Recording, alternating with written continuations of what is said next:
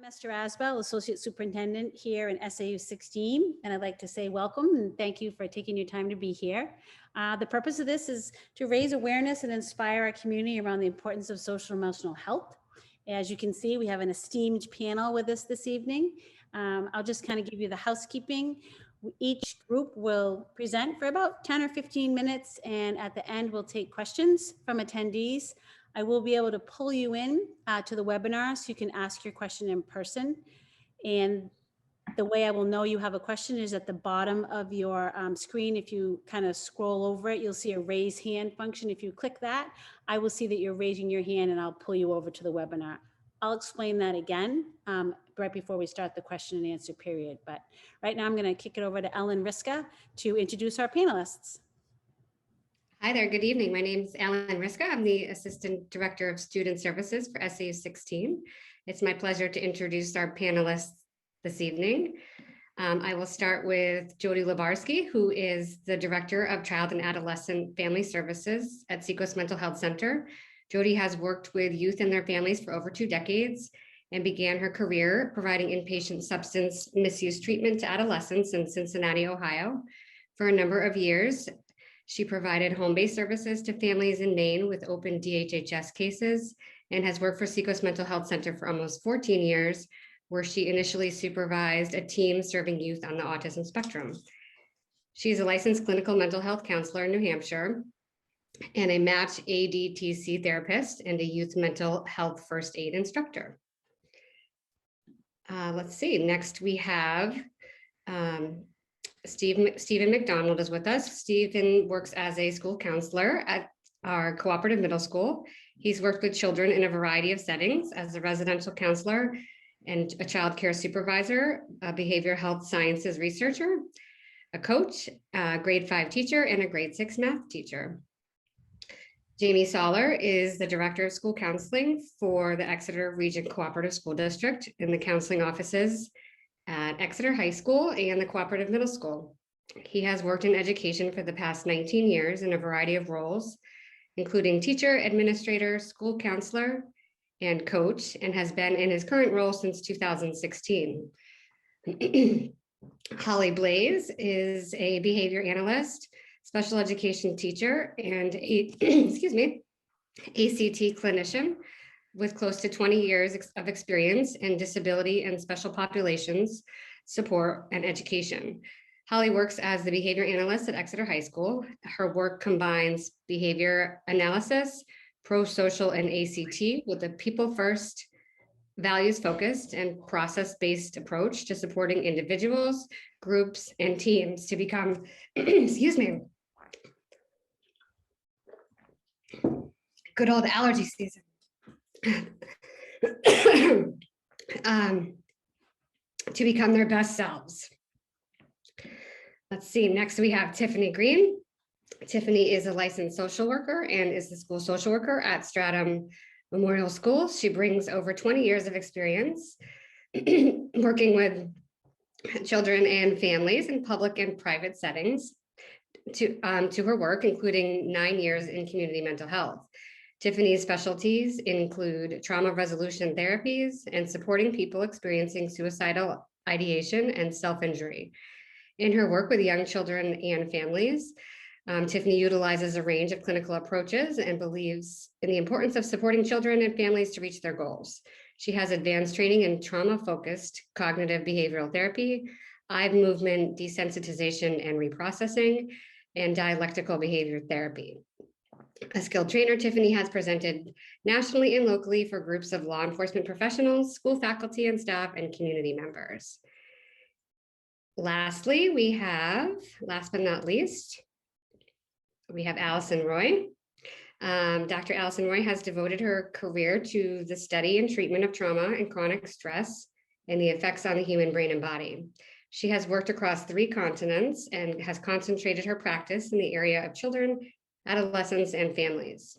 Currently, she and her partner, Dr. Cassie Ackley, have started a nonprofit organization together, which is called the Center for Trauma Responsive Practice Change, whose mission is to promote equity, wellness, and post-traumatic growth with people and systems.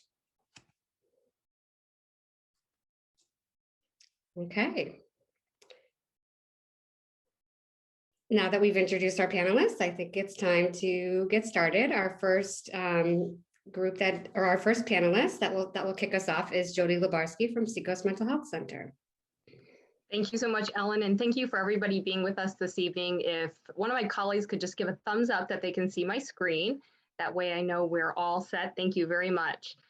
So what I'm going to do briefly tonight as we're here with each other is just do a little bit of an overview of kind of what we've seen in children and adolescents during this last year during the pandemic, some of the trends that we've seen at the center, and really wanting to give some information to those of us who've joined us this evening around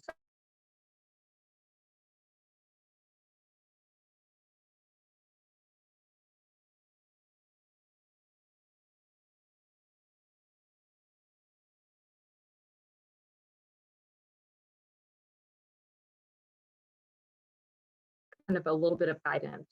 I thought it'd be helpful to start with a few statistics, and that is we want to be aware of the fact that 1 in 5 children does have a mental illness. We know that these rates may be going up given the effects of the pandemic, but I think it's important for us to realize that this is relatively common amongst kids. 5% of children and 8% of teenagers have depression. Anxiety disorders are some of the most common that we see in young children, especially at the center. We see this quite a bit. And this is just a statistic around suicide rates. Children between the ages of 10 and 19 years of age, between the years of 2007 and 2016, we saw a 56% increase in suicide rates. One of the things that we feel relatively grateful for is even though the pandemic has really been challenging for a lot of young children, teens, adolescents, and adults as well, we're not currently seeing data that suggests that suicide rates have gone up. We are seeing data that suggests that the acuity of symptoms, the intensity, how they're impacting our daily living have certainly increased. And this has resulted in suicide being one of the second leading causes of death amongst this age group in the United States, the first only being accidents. And we know that our youth who identify as LGBTQ are at higher rates of suicidality than their heterosexual peers. So when we're talking about depression, we're not talking about the everyday blues. You know, this is something that's common to a lot of us. We may have a situational experience that leaves us feeling a little bit down, struggling, just not quite ourselves. But this is generally something that when we tap into some of those coping skills we may have, we reach out to our supports, that we're able to resolve relatively quickly. We know that 9% of kids between the ages of 12 and 17 years of age will experience or struggle with depression. This can last for them several weeks, months, or can be a lifelong struggle. And we're really looking at that kind of impact that's impacting their daily living. Some of the common signs, we're seeing that their mood is becoming more unusually sad.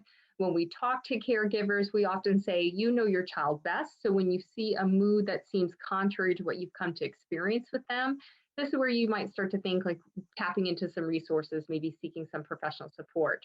They're losing interest in those activities that they once enjoyed. They're withdrawing from clubs, sports, social groups that they once participated in. They don't want to go anymore. We're seeing changes in sleep patterns. This might be an increase or decrease in sleeping habits. They're feeling worthless, hopeless, not really having a high sense of self about themselves. Challenges with concentration and inability to focus, complete schoolwork, or simple tasks that they were once able to do before. Again, potential increases or decreases in eating habits.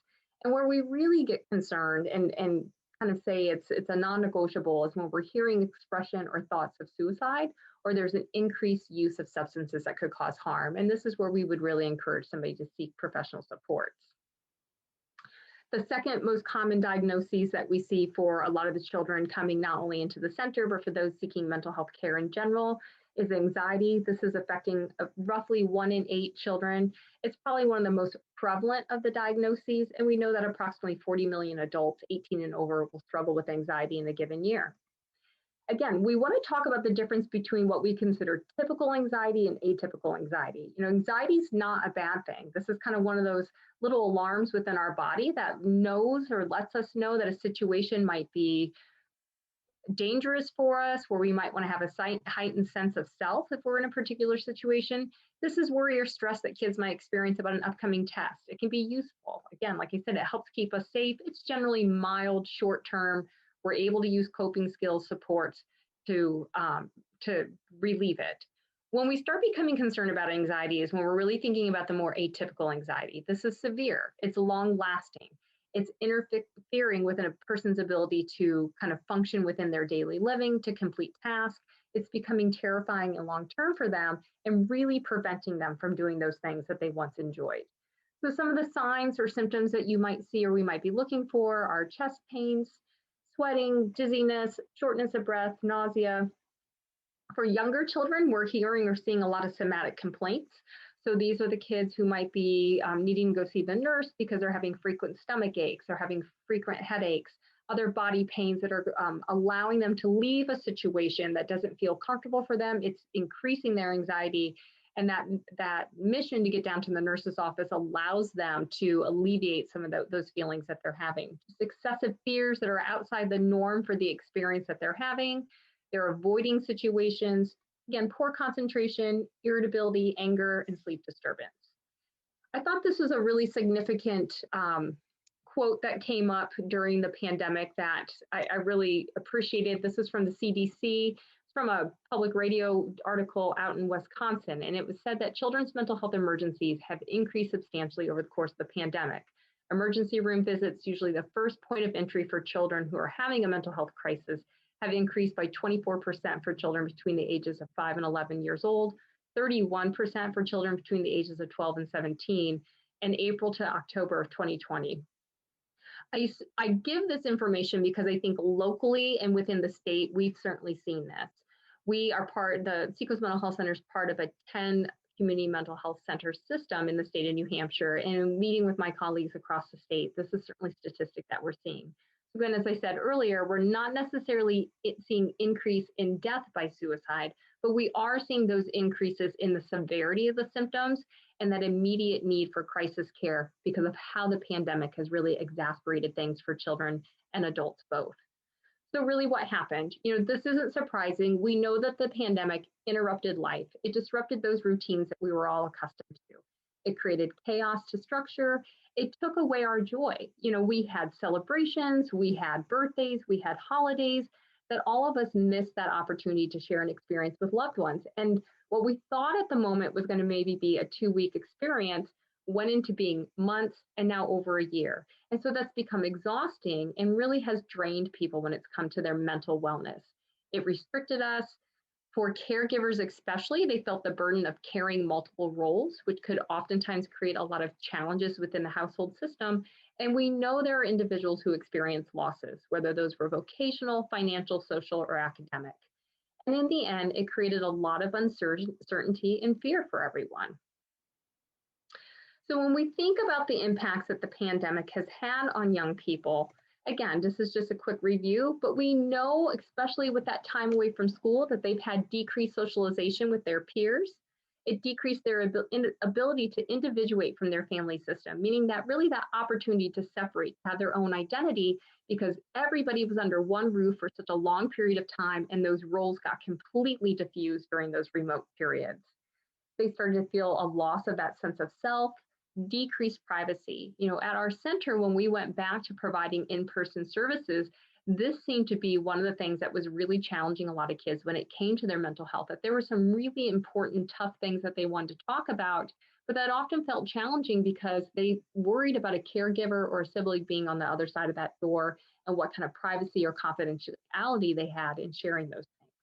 Increased conflict within family systems when you have so many roles going on as once, especially for caregivers who are trying to be parents and educators, an employee, maybe an employer, a spouse. And when you're home working at the end of the day, rather than getting that decompression time of a commute, it was really shutting the lid of a device and then going into that next role and really not having any separation or opportunity to really practice some self-care. We know there were so many changes in routines, rules, expectations, especially those routines at home when so many things were going on under one roof, increased arguing, role confusion. We've seen some increased reports of abuse and neglect, and I think that's been one of the benefits as we've been able to return to more in-person services, both in social service agencies and at schools, is being able to meet some of those needs and provide the support and care that others have needed. decreased access to meeting basic needs, poor concentration, decreased academic performance because that remote schooling was really difficult at times for some of our kids, decreased motivation, disengaging in previous enjoyed activities, use of substances. And as a result, when we see our mental wellness no longer being well, the development of a mental illness potentially. We know that some of the same impacts have happened to our caregivers, feeling exhausted, having decreased supports, withdrawing from things that they once enjoyed, increased stress when they're carrying multiple roles, their loss of privacy, increased worry, fear, and anxiety about the pandemic, about kind of just life as it was occurring during this past year, poor concentration, decreased patience. This has been really tough for all of us. And when you're assuming multiple roles within the house, it can be really draining and taxing on our patients, potential use of substances, and again, for many of our caregivers, the development of a mental illness. So some of the current trends that we've seen due to the pandemic, we've certainly seen increased rates of depression. This is by self-report from our patients, seeing an increase in accessing care at our center, increase in anxiety, especially when it comes to the uncertainty and the unknown of what the pandemic has done, that increased sense of social isolation. Everybody's had their different comfort levels around being outdoors, being in group settings, kind of slowly matriculating back into life as they once knew it, but still feeling that sense of isolation from others. Challenges to the family structure, which is already highlighted, that stressor of wearing multiple roles, the increase in the acuity of symptoms, just having a lot going on at once. And I think one of the biggest things we've seen and started to recognize is this increased sense of grief due to the pandemic. Very briefly, we know that there's 5 stages of grief. They're not linear in any way, but we bring this up because I think what the pandemic has really done to both children and adults is that change of life as we once knew it. Any change of life brings about grief. And so when we look at these stages being anger, denial, bargaining, depression, and acceptance, we can see how this can easily fold into becoming a person becoming mentally unwell and potentially the development of a mental illness. Situational grief is really what the pandemic has created as a result of that immediate pivot from life as we once knew it. It was that moment of creating those immediate changes and losses for each of us, and recognizing again that those stages aren't linear, that we can go in and out of them. And those stages are becoming more complicated when you have multiple family members who might be going through a grieving process, and we're all at different stages of that process. It causes other losses that we've experienced to resurface, and it's had impacts on our thoughts, feelings, behaviors, actions, left us feeling vulnerable and struggling to really make meaning of what's happened. So grief we know is complicated by age and development, those previous losses, responses from others, our culture, our spirituality. These are some of the common signs and symptoms we might see in a young child who's experiencing grief or loss. We might see a lot of regression back to old behaviors, becoming more clingy, just having those more irritable crying spells. For our elementary or school age children, we're going to see some similar things, withdrawing, changes in those sleep and appetite habits, those strong emotions, some of those somatic complaints, regressive behaviors. And as we start to think about and talk about these out loud, we see how they very much mimic some of those signs and symptoms that we see in both depression and anxiety. For teens, again, being more distracted, kind of having this willingness to take more risk, that withdrawal, feeling lonely. And we become more and more concerned when we start to see our teen population engaging in the use of substances, talking about self-harm, engaging it, or having thoughts of suicide. And for our adults, because our caregivers, this has had a significant impact on you as well. It's those changes in sleeping habits, again, the withdrawing, those feelings of sadness, having guilt, anger, feeling frustrated, having poor focus. So these are some of the strategies that when we think about, like, what are some of those quick fixes that I can do on my own before seeking professional support? You know, really having this plan for self-care, whether it's having more structure within your house, creating those routines, knowing that at the end of the day, when you're shutting your device, you're taking that moment, whether it's 5 minutes, 15 minutes, to switch from work mode into household role, but to really have that moment of decompression, communicating, talking with others, practicing good sleep hygiene, limiting our access to things like caffeine, alcohol, sugar, things that maybe kind of taste good in the moment, but maybe leave us feeling unwell after a period of time. But really, in the end, finding what are those things that we enjoy that maybe we've given up that we can go back to. And so we want to talk about, why is treatment important? We know that mental illness develops during adolescence. and that the sooner the affected person receives their care, the higher the likelihood of a positive outcome. We want them to get the engagement care as soon as possible, because unfortunately, we know that only 41% of those needing mental health care in a given year will seek those services and supports that they need. And when we can provide care in a timely manner when a person needs it, we're able to address any crises that may be coming up. This is an example of some of the individuals that can help. And I put this up here because it doesn't always have to be a mental health professional. It can be a variety of people that a young person and their family might be involved with already. When we look at pediatricians, where they may have staff already co-located at their site, faith leaders, psychologists, mental health professionals, and of course our schools. We have a wealth of supports within our school systems. We have guidance counselors, social workers, psychologists. Many of our schools, including our partners at SAU 16, have mental health providers co-located in their schools as well. And so these are great resources for family systems to connect to in order to engage care for their child when they feel that it's needed. And with that said, I'm going to turn it over to my partners over at SAU 16.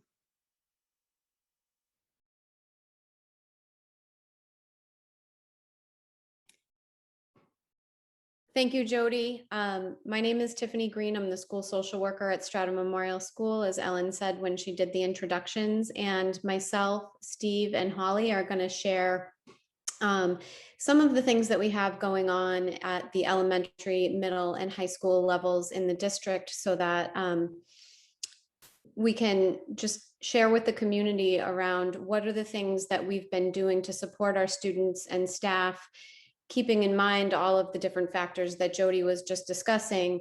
We're mindful of all of those various concerns, and we want to just share with you what we've been doing to try to address them and put some protective factors in place for our youth and for our staff in our schools. So we have a variety of different student supports, which we're going to talk about first. And at the elementary level, we have had things like whole school initiatives, Zoom dance parties, student-led whole school activities, including meditation for the entire school building, positivity flags where students took flags and decorated them with positivity statements, and they were hung up outside of the buildings to give everybody something fresh and cheerful when they were walking in. Social emotional learning days, and things like our upcoming Summer Learning Academy. And we also want to take care to mention that these supports are all evolving supports, that we know there are going to be elements of this that are going to continue far beyond the 2021 school year. And we're mindful that our job to provide social emotional supports for our students and staff doesn't end when the school year ends. It continues through the summer and into next fall. So with that, I'm going to turn it over to Steve, who's going to share some of the student supports that are happening at the middle school level.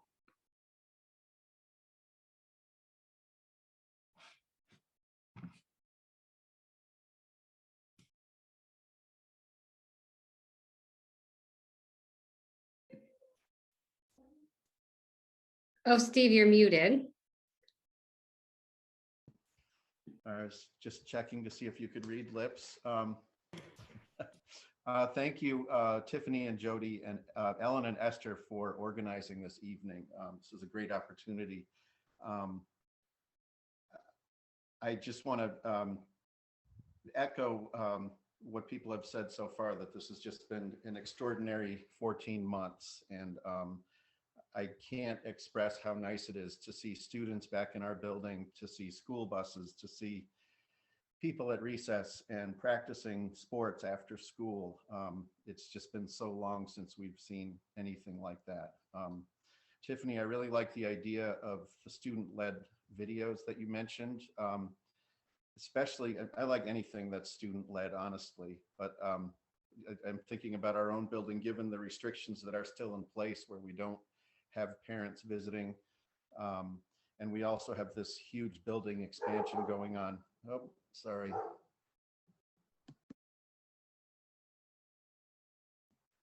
I'm sorry, one of my dogs barks at airplanes.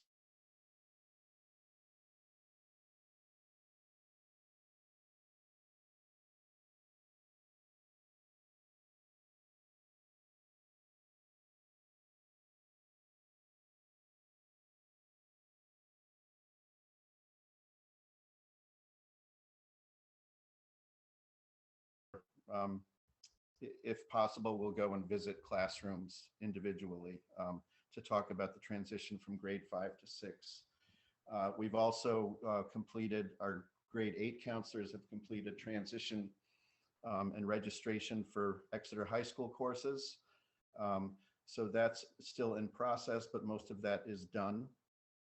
As far as supporting students throughout all of this, we've had so many different schedules, and we've had to change because of different guidelines and mandates. But one thing that's been fairly consistent until recently this year has been check-ins and checkouts.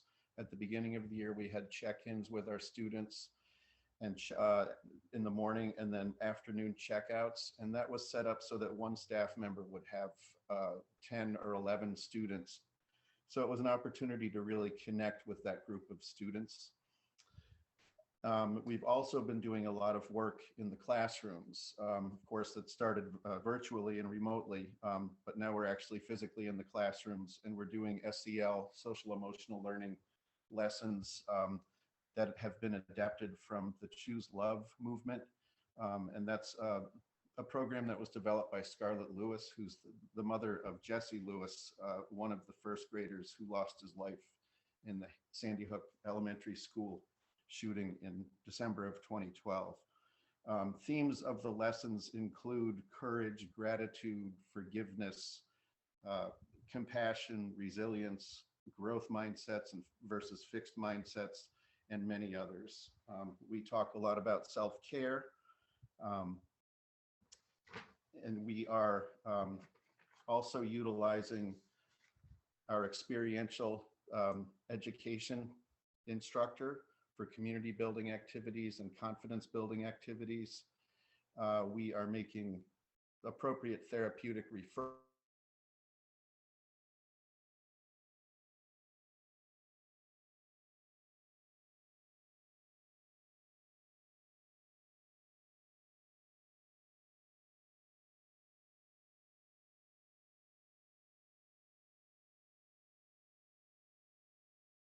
couple of days ago. It's been in existence for a long time, but it was just recently updated, and it's wonderful to have this.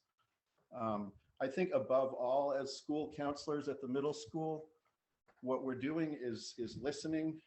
We're making ourselves available as needed. We're trying to be as flexible as we can, and we are doing everything we can to connect with and remain connected with students.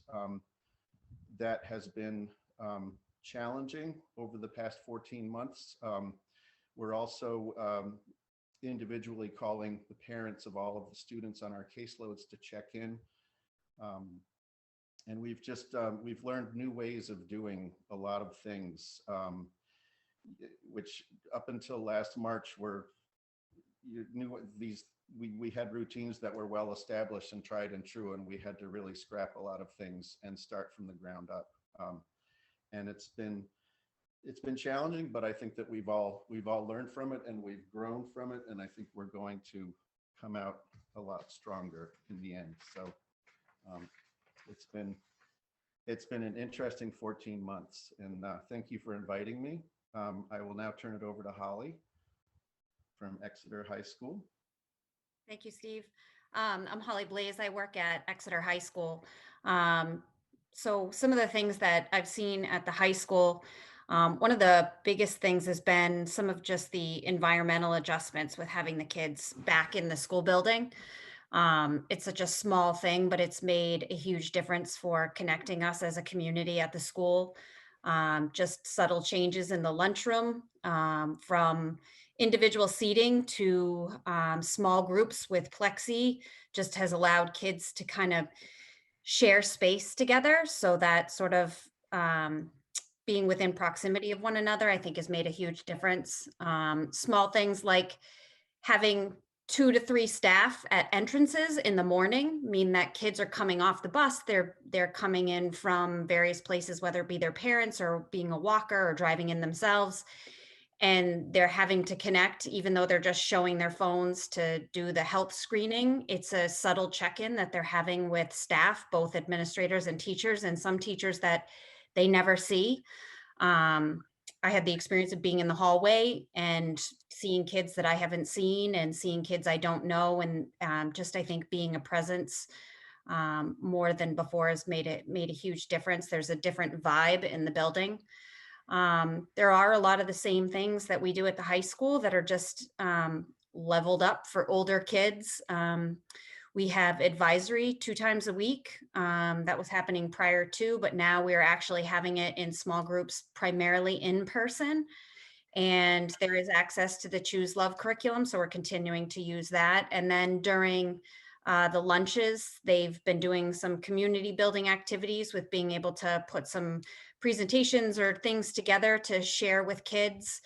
Again, the lunchroom, they've got the outdoor tents. That's made a huge difference for kids to be able to go outside, take off masks. There's kids having lunches in small groups out on the lawn now that the weather is nice. I just think that those subtle changes without even trying as staff have definitely created some connection and senses of belonging, and we got this and we're going to be okay.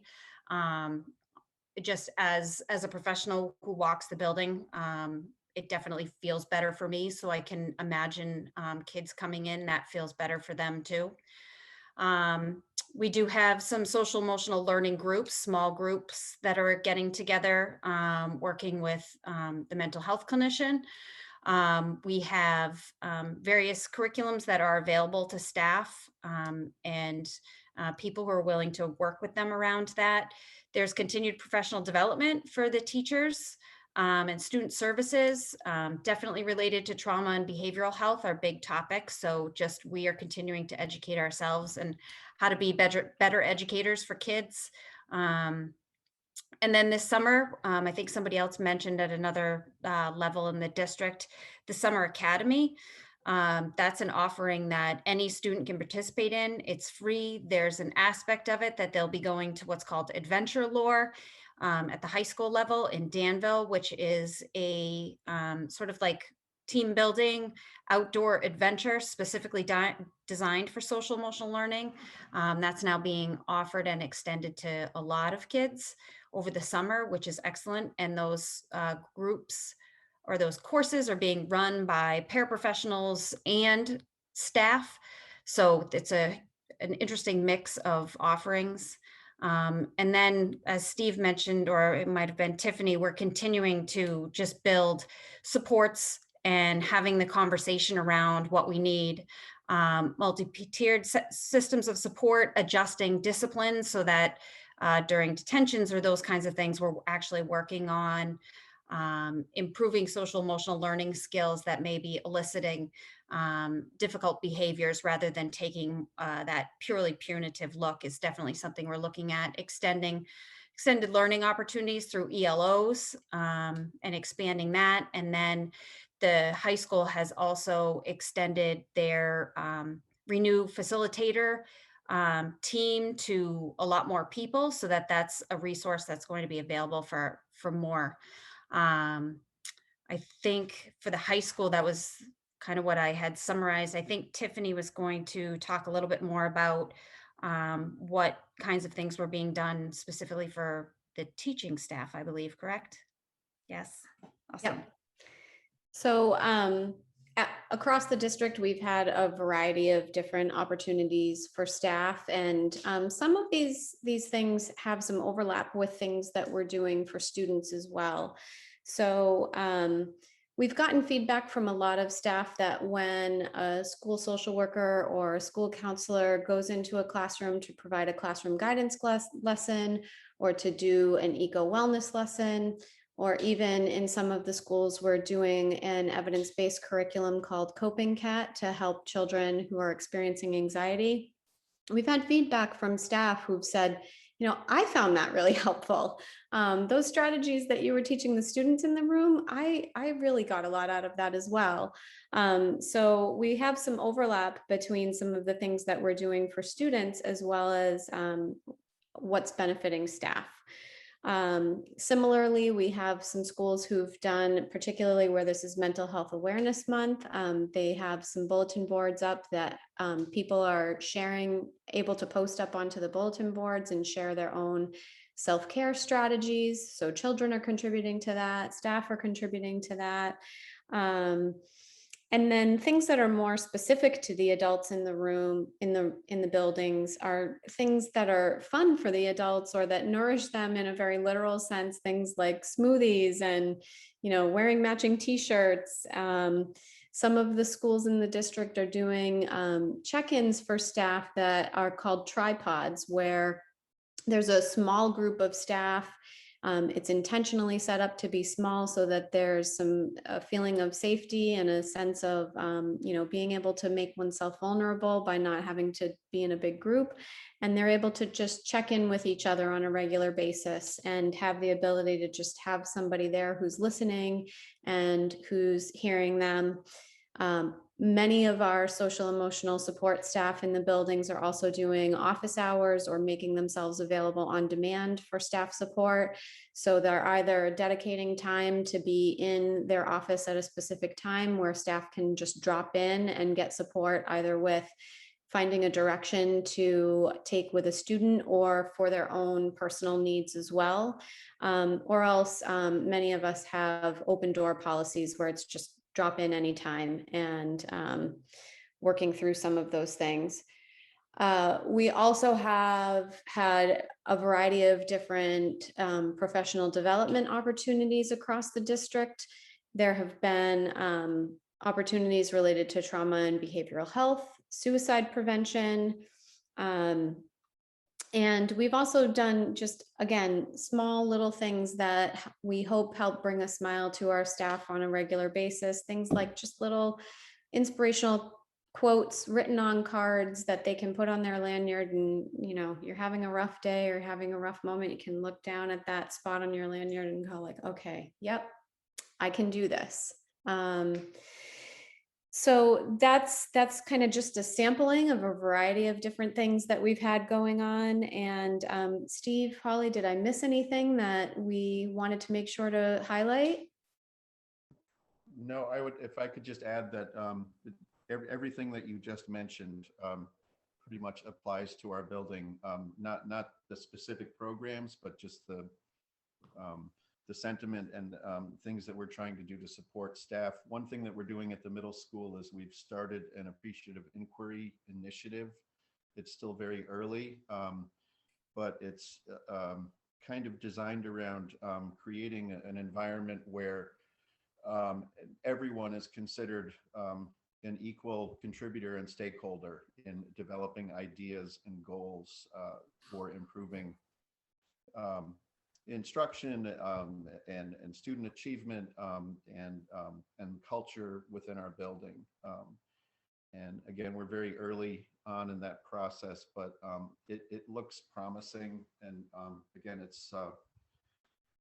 it's made such a big difference to have people back in our building. Just about everyone, students and staff, are back, and to have the proximity, even if we're not meeting face to face all of the time, just to know that we're all within the same space, I think has made a huge difference. But as counselors, I'm sure I speak for Tiffany and Holly that we interact frequently with staff around social emotional concerns, whether it has to do with their students or themselves. And so yeah, it's again, I can't express how nice it is to have just about everybody back after this long stretch. Thank you.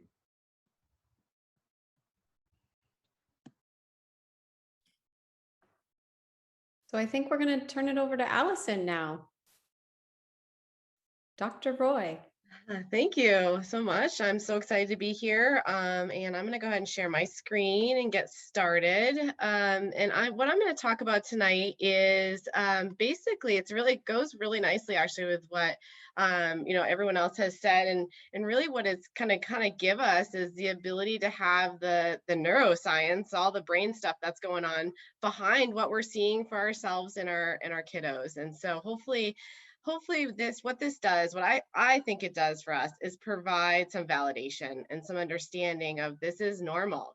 What we're experiencing, a lot of what our kiddos are experiencing is a completely normal reaction to a very abnormal year that we've all had. Hopefully we can kind of understand that better as we move through some of this tonight. So what we're going to look at largely with me tonight is the stress response system and how stress impacts our brain and bodies, and how chronic stress causes that to really be our stress response system to be really pretty sensitive and pretty aroused most of the time. And this is through a process of neuroception. So what this is our brain going into survival mode. And so you've probably heard this before. You've heard this language used before, this kind of fight, flight, or freeze mode that our bodies go into. And this system exists for a really good reason. It exists to keep us alive when we might be in a threatening or dangerous situation. So it works really well. It just isn't so helpful if this system is going off or being used day after day because you're in the midst of a global pandemic. And what that starts to do is have a pretty significant impact on our brains and bodies. Some of what my colleagues have already talked about. So what happens is we have something called the amygdala in our brain. It's a pretty teeny tiny little structure, but it has a big role. And what it is it's the smoke alarm for the human brain. So its job is to scan our environment, the room or the kind of situation that we're in constantly. It's doing that multiple times a second. So it's a very active little structure. And its job is to be on the watch for anything that might cause us worry or anxiety or upset or stress. And when it does, it sounds the alarm, right? It's a smoke alarm. It sounds the alarm. And then this cascade of actions and reactions happen. Now, again, we're going to look really specifically at what this looks like. But if you're being chased by a bear, this is kind of a universally scary situation, right? We can all relate to that. That would be terrifying to be chased by a bear. So if you're being chased by a bear, you want this system to very automatically, seamlessly kick in. This is our survival system. We don't want this system to kick in when we're trying to be a parent, when we're trying to be a student in a classroom. That's when it's not so helpful, because what happens next is the amygdala sounds the alarm. It activates our brainstem area of our brain for action. We call that our reptilian or lizard brain. That is our most basic survival brain. The amygdala says, okay, lizard brain, this is your job. You have to keep this person alive now. And it shuts off access to what we call the prefrontal cortex, or that thinking part of our brain. So this is why we say fear makes us stupid, or under stress we regress. I like to rhyme things so then we can remember better. Because if you've ever really been in a stressful situation, you start to not be able to remember things like your own phone number. You might have a hard time writing something down or typing something quickly. It's because that's what's happening in your brain and body when you become stressed, is the amygdala starts to shut off the parts it thinks it doesn't need for survival, and put all its energy towards that part of the brain that is for survival. Again, really helpful if you're in a life-threatening situation, very unhelpful if you're trying to be a student in a classroom. Our memory processes shift, and our ability to use language is largely turned off. Our language centers in our brain become very not usable when we're really stressed. And again, if this is happening day in and day out, you see how this would have a massive impact on our day-to-day functioning. So this is one of my, when I talk to parents or when I talk to educators, this is one of my favorite slides to look at, because what it really does is collides the worlds of neuroscience and what we're seeing on the outside. So this is the polyvagal theory of the stress response system. And what it says is we have this optimal zone of arousal, or window of tolerance. It's kind of in the middle of your screen there. And if we are able to be calm, we're at rest, we're in this optimal zone of arousal. So ideally, we'd spend most of our time as human beings moving throughout our day in this zone. And in that zone, all of our body systems are at what we call rest and digest. So our heart rate, our respiration, our blood pressure, even our digestive systems operating just how we would expect it to. As soon as our amygdala starts to detect something overwhelming, upsetting, anxiety provoking in our environment, it sounds the alarm and it sends us either into hyperarousal mode, which is at the top there, or hypoarousal mode. Hyperarousal mode is fight or flight. That's when everything gets sped up in the body in order to survive that way. So our blood pressure goes through the roof, our heart rate, our respiration. You've probably felt this if someone's come around the corner and scared you and you kind of jumped. You felt what it feels like to have that hyperarousal system activated very briefly. It's because adrenaline and cortisol, all these hormones and chemicals are being released in order to help us fight something off or run away. This is how a parent can literally lift a car off a child, because this system kicks in and kind of gives us that superhuman power. But again, only helpful if we're actually trying to survive. And we're going to see what it looks like if we're not actually trying to survive and what some of those symptoms might come out. Hypoarousal on the other end of the spectrum at the bottom there is when our body system kind of shuts down. The amygdala sounds the alarm and we kind of go into what we call possum mode. Possum, ostrich, any animal that you can think of that just freezes up. This is freeze mode. And the hope is the body's doing this to kind of protect itself by saying, if I freeze up and curl into a ball, maybe whatever the amygdala is worried about will just go away. This is the ultimate avoidance tactic. This is actually what you want to do if you're being chased by a bear. You don't want to go into fight or flight mode, right? We want to go into freeze mode. So here's what it looks like. This is what stress looks like if we're in hyper or hypoarousal day in and day out. This is what it's going to look like for our kiddos. And again, I mentioned this, and a lot of my colleagues already mentioned some of these kind of warning signs or things to be on the lookout for, because this is what we would expect kiddos to be experiencing that have lived through a year of a global pandemic. These are completely normal reactions that our body does for survival reasons. So we're going to see these as, this is my brain and I'm stressed, and this is how it's coming out. It's a very automatic instinctual process. So in hyperarousal, the fight or flight, we might see irritability. Irritability is really common right now for children. Crying. We're going to see we are seeing temper tantrums far beyond when we would expect to. Even into early college age kids are having these temper tantrums, very regressed temper tantrums happening. We might see verbal or physical aggression. So kids might be spouting off for seemingly no reason. They might be slamming doors or punching walls because, again, they have that body reaction of that adrenaline and cortisol. It's got to go somewhere. They're not actually trying to fight something off or run away, but their body's feeling as though they need to. So that energy has to go somewhere. We might see them running away or escaping, running to their room, slamming the door. These are all reactions we're going to see. We might see some physical agitation with their bodies. They might need to move their bodies or do something sensory based to get them some of that physical agitation out.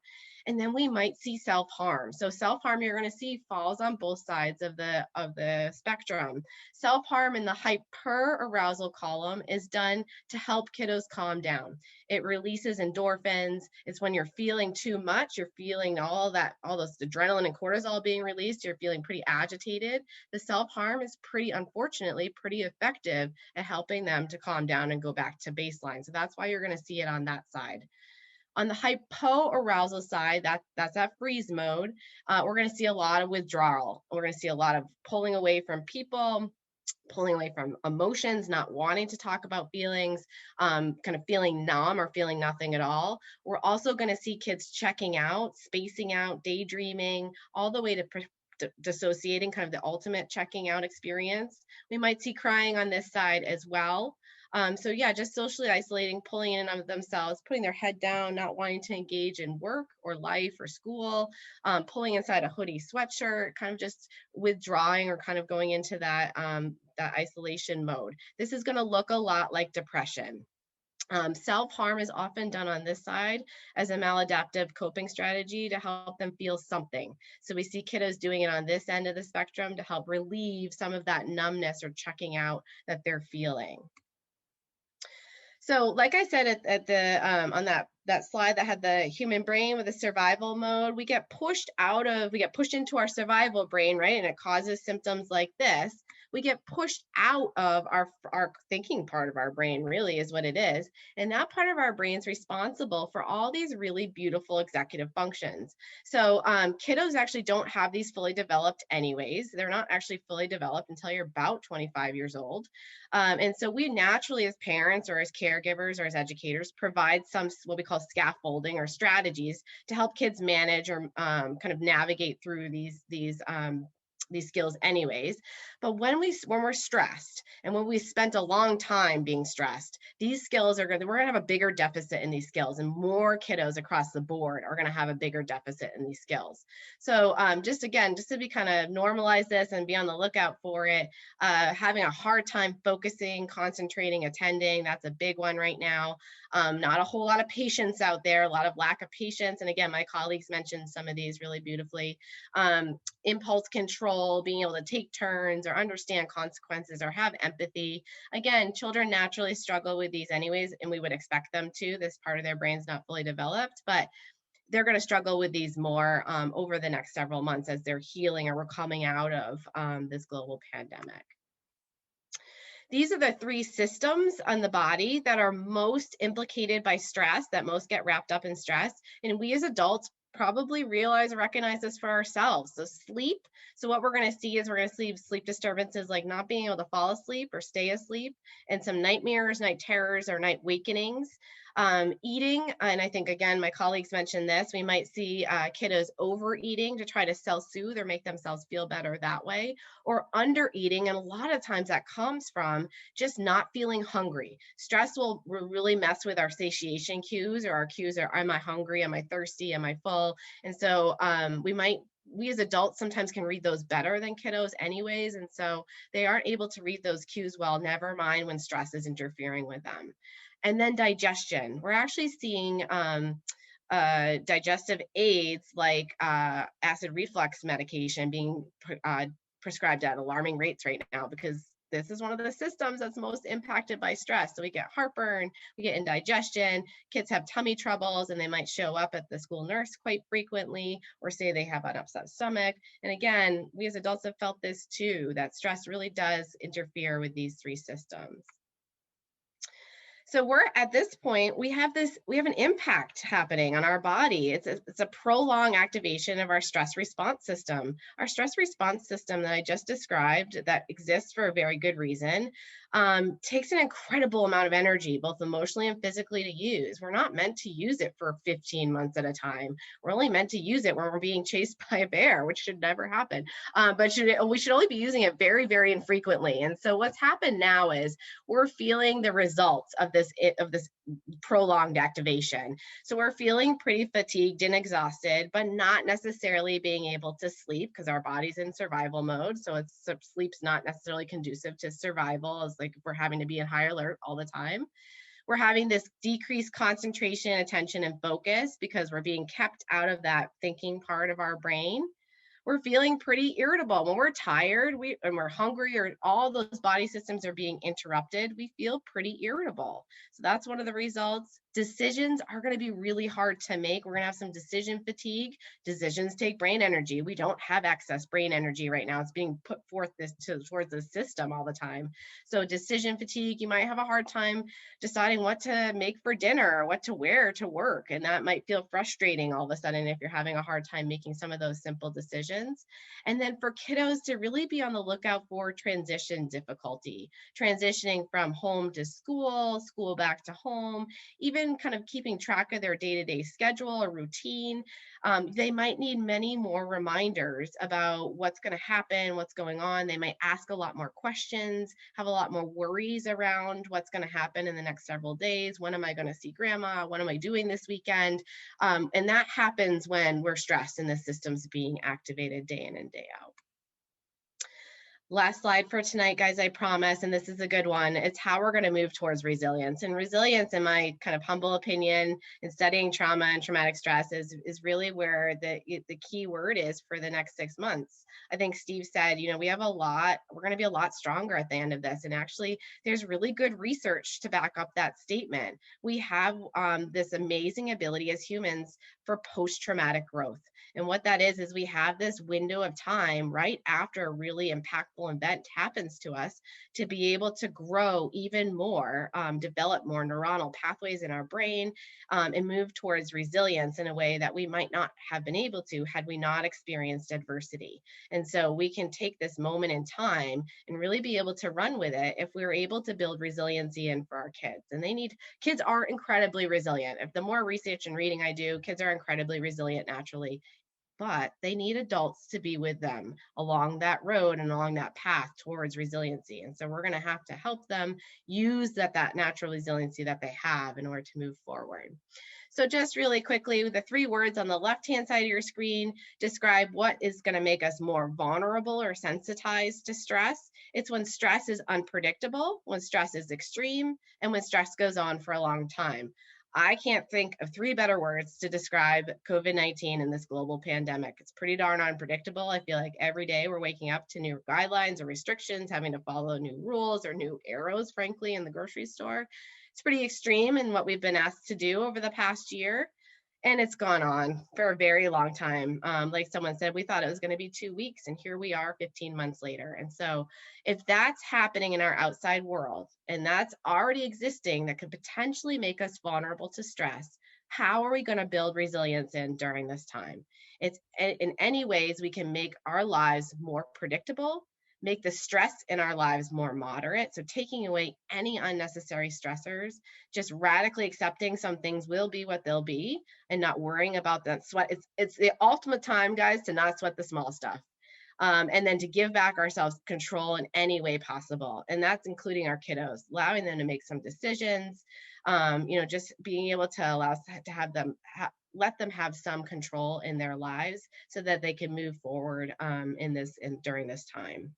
And the last thing I will say about trauma and stress and what we've all been through is we've known from what has been, shown time and time again is to talk about it. The best way to manage or mitigate what we've all been through is to recognize it, to talk about it, to share it as a story, as a family, and to be able to recognize that what we've all been through. And that's going to help our brains be less afraid of it and less overwhelmed by it. I'm going to stop share and I'm going to pass it back, see if we have any questions. Sure. This is Esther again. And now is the time for attendees to raise your hand. And again, if you go to the bottom of your screen, you should see a little raise hand icon. If you click on that, it'll show up for me as someone's raised their hand, and I can pull you over into the webinar to ask your question to any of our panelists. So now's the time. If you have any questions, would be your opportunity to do that.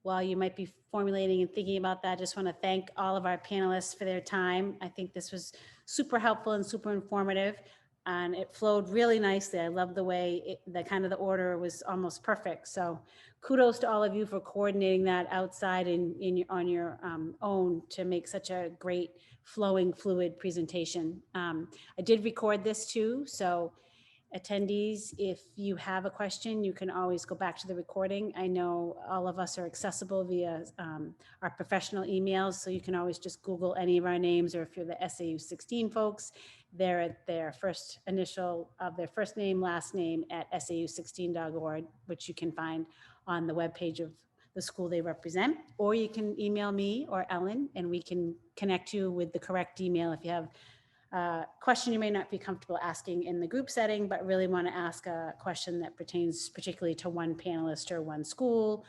Feel free to do that too. So I'm just going to give you all a couple more minutes to see if you've got a question. I'm not seeing any hands raised, so I'm thinking that you're here for the information, and we appreciate that you were able to attend. And like I said, please let folks know that this will be on our webpage, SAU16 webpage, and be available as a recording. So thank you everyone tonight. I truly appreciate your time and efforts. I know it's Thursday of a long week, especially given our return to school and just the hecticness of you're all talking about tonight. So thank you, thank you, thank you. Go and do something fun and enjoyable and follow your own advice that you've been giving tonight, and we will be in touch. Thank you so much.